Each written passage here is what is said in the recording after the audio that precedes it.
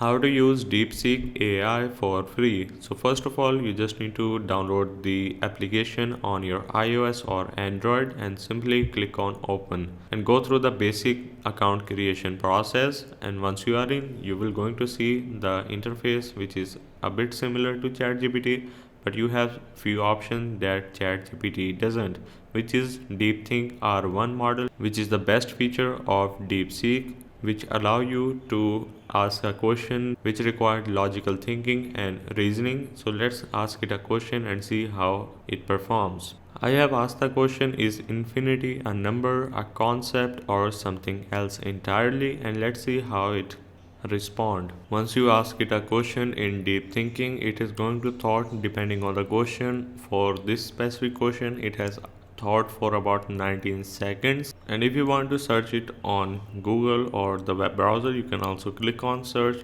and then ask it a specific question. Other than that, you also have the option upload images or documents to get help of DeepSeek AI. So yeah, this is the basics of how you can use DeepSeek AI assistant.